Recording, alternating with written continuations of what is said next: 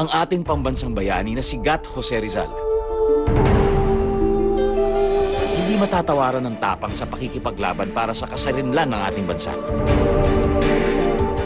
Pero saan nga ba niya nakuha ang sustansya at nutrisyon upang mag-akda ng mga literaturang nag-udyok ng malaking pagbabago sa kasaysayan ng ating bansa?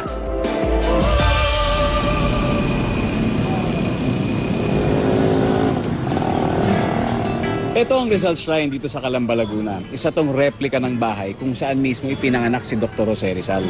Replika siya dahil nung araw sinunog ng mga Kastila yung bahay talaga nila dahil hindi umano sa mga isinusulat ni Dr. Jose Rizal. Kaya noong 1950, katulong ng National Artist for Architecture na si Juan Nakpil, nabuo ulit etong bahay na to base sa pag-aalala ng mga nakakakilala sa kanila.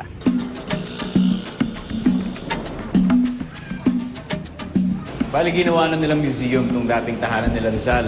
Kung makikita nyo, dito yung mga larawan, mga painting, at yung literatura ng kanyang mga sinulat. Nasabi pa nila, dito daw mismo sa unang palapag na to, dating may sari-sari store ng kanyang ina na si Doña Teodora Alonso o Aling Lolay.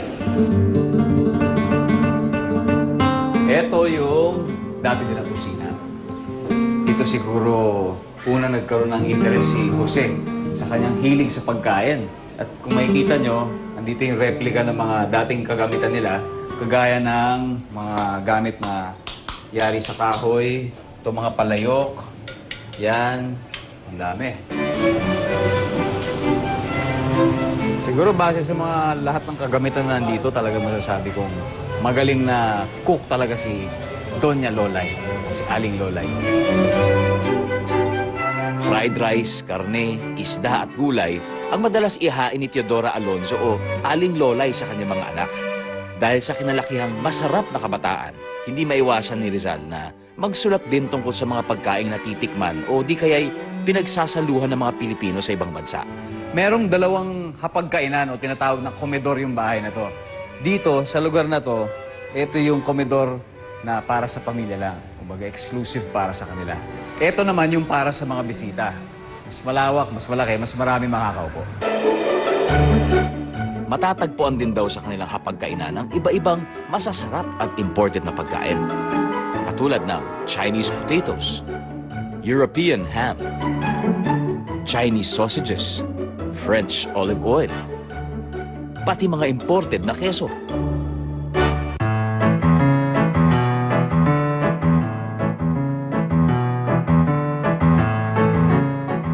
Sa isang akda ni Rizal, isinalaysay niya ang mga prutas na matatagpuan sa kanyang bakuran.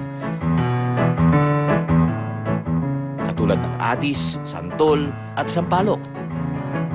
Madalas raw nilang pinupulot ang mga ito ng kanyang mga kapatid na babae kapag nahuhulog ang mga ito mula sa puno. Dito sa azotea, pinakakain ng Batang Jose ng kanyang yaya na ang pangalan ay Valentina. Ngayon, ang sabi, may technique daw sa pagpapakain sa kanya. Habang binibigyan siya ng pagkain, kailangan sabayan ng kwento. Yung mga kwento ng kababalaghan, yung kwentong nakakatakot. Tulad ng mga aswang, yung mga ganon. Sa ganung paraan, effective na effective talaga nauubos ang pagkain ni Batang Jose. Pero hindi lang pala mga pagkain ng pamilya ni Rizal ang interesanteng pag-usapan. Dahil ang pagbili ng mga sangkap na ginagamit para sa kanilang mga putahe ay meron din palang makulay na kwento. Dito mismo, ito daw yung ilog kung saan inanod yung tsinelas ni Jose. Talagang lumuluwas pa ng Binondo si Aling Lolay. Sa Maynila mismo para bumili ng mga sangkap at mga regalo na ginagamit niya. Babaybayin natin mismo yung rutang dinaanan niya gamit itong banggang ito. Mula Calamba, dadaan ng Pasig River hanggang makarating sa Binondo si Aling Lolay.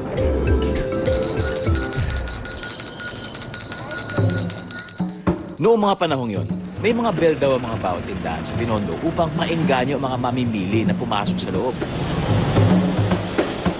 Isa na marahil sa mga pinamamalengke niya rito ay ang mga sangkap ng isa sa mga nabanggit na paboritong recipe ni Rizal ayon sa libro ni Diosdado Capino. Ito ang karneng asada o beef steak with sauce.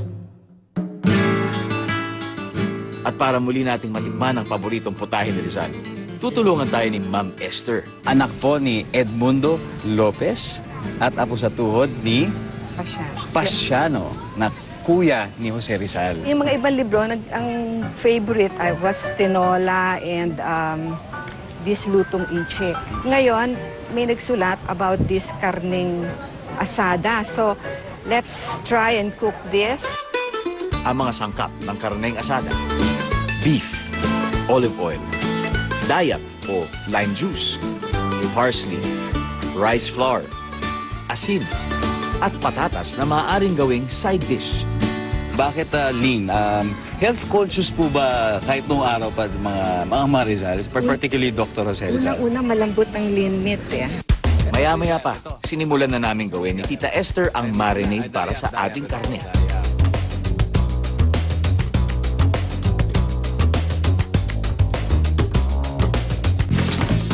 Pagkatapos, isinalang na sa parilya ang karne hanggang sa maihaw ito. So, Sakto. kukunin na natin to. The next thing that we'll do is we'll make the sauce po ba, tama? So, ito yung pinag-marinate natin. Pagkatapos kumulo, ito nga, no? Lumapot na, no?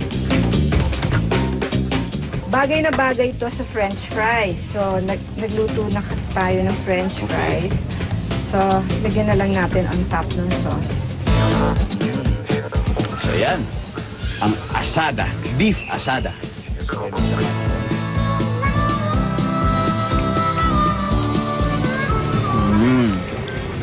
Good. Tastes even better. Okay, tita, tapos na tayo sa main course ngayon. Naman tayo sa paboritong dessert.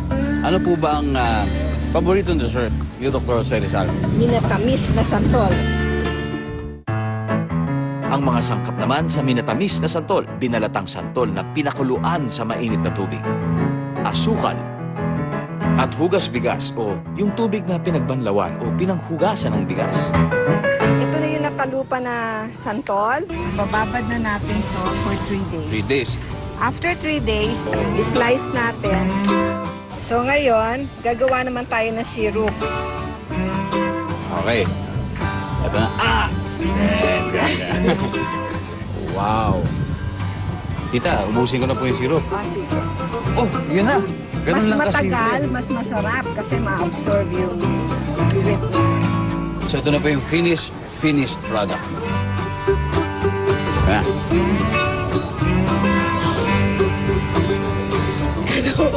Masarap. Hindi ko na unalasahan yung santol. Parang talagang syrup na, matamis na matamis. Ako naman ngayon, it's my turn. Ngayon ang tinatawag na champurado na version ni Dr. Jose Rizal. Ang mga sangkap lang nito ay am o yung sinaing na bigas na may malapot pang sabaw, asukal, dinurog na tableya o tsokolate, at gatas. Okay, so dito meron tayong bigas na niluluto na. So kukunin natin yung am. Okay, tunawin yung yung champurado.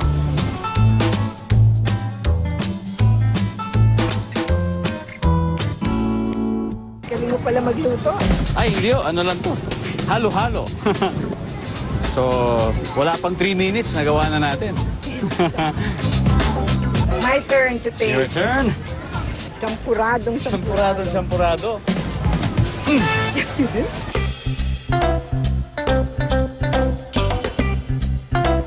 Patikim na natin yung mga niluto natin. Kasama ang mga estudyante na Jose Rizal Memorial School.